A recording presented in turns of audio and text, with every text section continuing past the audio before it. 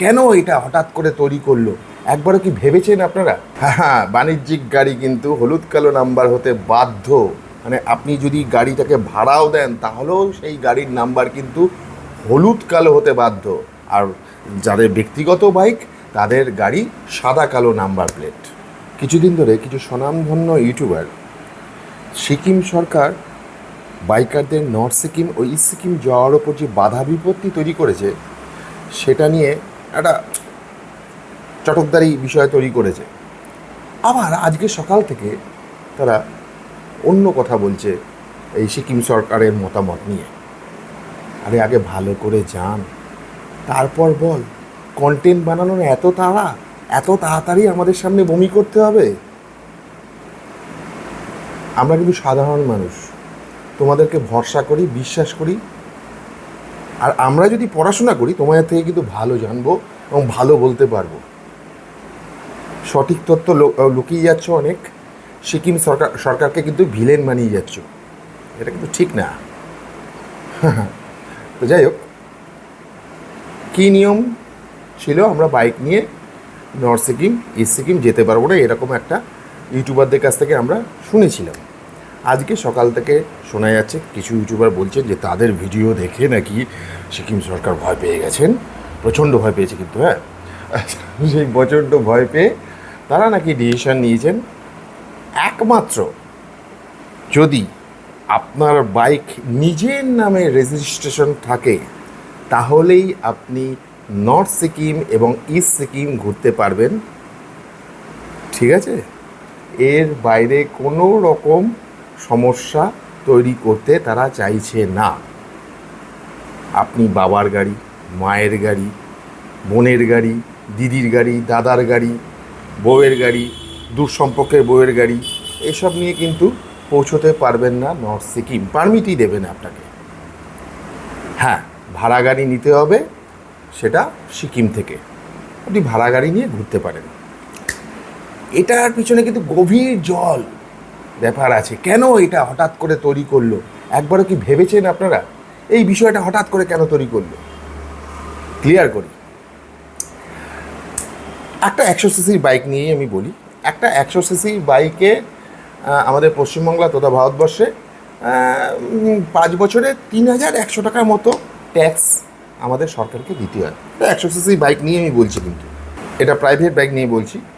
কিন্তু যদি আপনি বাইক ভাড়া দেন তাহলে তো আপনাকে বাইকটাকে কমার্শিয়াল নাম্বারে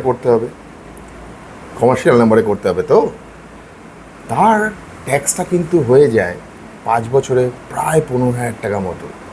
কোথায় 3,000, কোথায় 15,000, বুঝতে পারছেন তো? শিলিগুড়ি থেকে যে আমরা বাইক যে আমরা রেন্টে নিই, একটারও নাম্বার দেখেছেন হলুদ কালো নাম্বার প্লেট? হ্যাঁ, বাণিজ্যিক গাড়ি কিন্তু হলুদ কালো নাম্বার হতে বাধ্য। মানে আপনি যদি গাড়িটাকে ভাড়াও দেন তাহলেও সেই গাড়ির নাম্বার কিন্তু হলুদ কালো হতে বাধ্য। আর যাদের ব্যক্তিগত বাইক তাদের গাড়ি সাদা কালো নাম্বার প্লেট। এটা কিন্তু এই ইউটিউবাররা একবারও বলছে না যে শিলিগুড়িতে কচু গাছের মতো জন্মে গেছে গাড়ি ভাড়া দেওয়ার সংস্থা কচু গাছের মতো জন্মেছে শিলিগুড়িতে। ল্যাবড়া ঝেবড়া বাইক ভাড়া দিয়ে পাঠিয়ে দিচ্ছে আপনাকে। ব্যবসা চলছে, তুল দামে ব্যবসা চলছে, ভালোই চলছে। এই যে স্কিমটা খেলে দিল, মানে আবার কি তারা বলেই দিত, গিয়ে বলবেন, মানে যদি পুলিশ ধরে বলবেন এটা আমার কাকার গাড়ি, এটা আমার বাবার গাড়ি, এটা আমার জেঠার গাড়ি, এটা আমার বন্ধুর গাড়ি, এসব বলে দেবেন, বলতে বাধ্য। কিন্তু সিকিম সরকার কিন্তু একটা বুদ্ধি লাগিয়ে দিল যে আর এই বাবা কাকার গাড়ি নিয়ে আসা যাবে না। তারা তো আর ওখানে রিসার্চ করতে বসবে না যে ব্যক্তির নাম দেখতে পাচ্ছে রেজিস্ট্রেশন সেটা সত্যিই তার কাকা কিনা বা জ্যাঠা কিনা। অত তো সময় বা করা যাবে না। পুরো ঝামেলাটাই মিটিয়ে দিল। নিজের নামে গাড়ি হবে, দিব্যি ঘুরে চলে আসুক, এটাই হচ্ছে বিষয়। তা আমার বক্তব্য হচ্ছে, স্বনামধন্য ইউটিউবাররা, মানে যেসব বাইকার ইউটিউবাররা আছেন যারা চাঁদেও গেছেন বাইক নিয়ে, তা তাদের কাছে আমাদের একান্ত রিকোয়েস্ট, মানে আমাদের মতো সাধারণ মানুষদের রিকোয়েস্ট, সঠিক তথ্যটা সঠিক সময় দিন।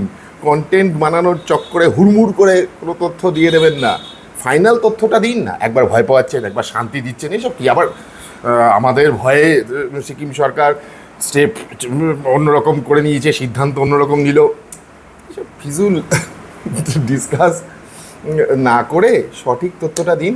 আপনাদের ভরসায় থাকি আমরা, সঠিক তথ্য পেলে আমরা খুশি হব। কেন তুলে ধরছেন না এই শিলিগুড়িতে বাইক ভাড়া দেওয়ার সংস্থাগুলোকে, যারা কচু গাছের মতো গজিয়ে গেছে, পার্সোনাল বাইকগুলোকে ভাড়া দিয়ে দিচ্ছে, ল্যাবড়া ড্যাবড়া জ্যাবড়া কতগুলোকে বাইককে 1200, 1500, 2000 টাকা। আপনারা যারা বাইক ভাড়া নিয়েছেন জানেন পার ডে কত টাকা করে নেয়। সেই বাইকগুলো মানে চলার মতো করে থাকে না, দুটো চাকা ফিট আছে, ব্যাস চলুন, কোনো মতে চলছেন আর কি।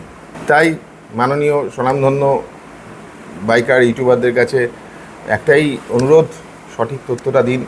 আমরা তো সাধারণ মানুষ, মানে আমার মতো অনেকেই যারা এই ভিডিও দেখছেন পয়সা জমিয়ে কোনো মতে ঘুরতে যাই। আপনাদের মতো রোজ আনাগোনা নেই আমাদের, মানে আপনারা চা খেতে যান নর্থ সিকিমে, আমরা তো বছরে একবার পয়সা করেই জমিয়ে কোনো মতে যাই আর কি।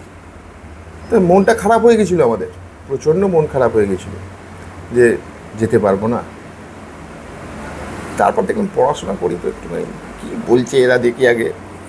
পড়াশোনা করে আমি এই বিষয়টা বুঝে গেলাম। এটা আমি কেন, যে কোনো সাধারণ মানুষ, আপনিও বুঝতে পারছেন কি বললাম ব্যাপারটা। ওদের ওই মনোপলি ব্যবসা কিন্তু বন্ধ করে দিল পুরো। আমরা কিন্তু বিন্দাস ঘুরবো। আমরা দেশের সচেতন নাগরিক, আমাদের প্রত্যেকের বাইক সঠিকভাবে আমরা তার কর দিই সরকারকে, আমরা যেতে পারবো।